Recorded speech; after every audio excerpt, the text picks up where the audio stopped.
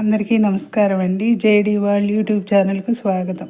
నేను ఈరోజు చేయబోయే రెసిపీ కందిపప్పుతో బొబ్బట్లు అండి. చాలా టేస్ట్, హెల్త్కి కూడా మంచిది. ఉడికించిన కందిపప్పు, దానిలోకి బెల్లం కలిపానండి. కాస్త పొడి చేసి మామూలుగా 2 ఇలాచి వేసాను. తర్వాత మైదా పిండి అండి. మనం తీసుకునే దాన్ని బట్టి కలుపుకోవాలి. ఒక చిన్న గ్లాస్ తీసుకున్నాను. తగినంత సాల్ట్, ఆయిల్ వేసి కొంచెం కొంచెం వాటర్ పోసి పిండిని ముద్దలాగా కలపాలి.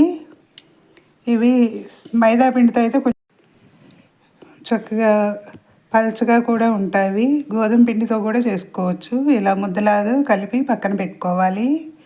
ఉడికించిన పూర్ణం ఉంది కదా, అది కూడా ఒక పక్కన ఉంచాను. మొత్తం 5 చేశానండి. ఇప్పుడు దీనిలోకి చిన్న అప్పడంలాగా చేతితోటే చేసుకోవాలి.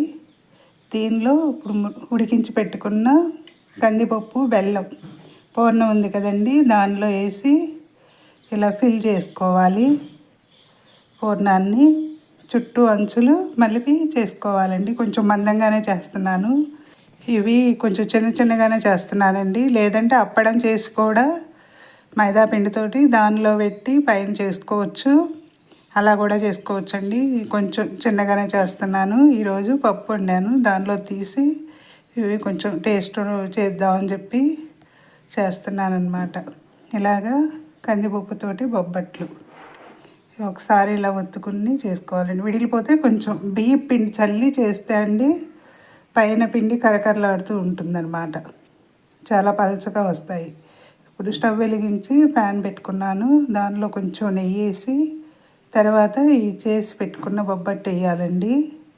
వేసి 2 వైపులా కూడా నేతితో కాల్చాలి. వీటిని సబ్స్క్రైబర్స్ పెరగటం లేదండి. సబ్స్క్రైబ్ చేయండి. మరిన్ని వీడియోస్ చేస్తాను. నేను చేసే వీడియోస్ ఎలా ఉన్నాయో కామెంట్స్లో పెట్టండి. మరిన్ని వీడియోస్ చేయడానికి అవకాశం ఉంటుంది కదా. ఇలా 2 వైపులా కూడా కాల్చాలండి. బొబ్బట్ని చాలా చిన్నగా ఉన్నాయి, మందంగా అనిపిస్తుంది కానీ కథ బాగానే ఉంటాయండి. రుచిగా మనం పెట్టుకునే పూర్ణాన్ని బట్టి ఉంటుంది.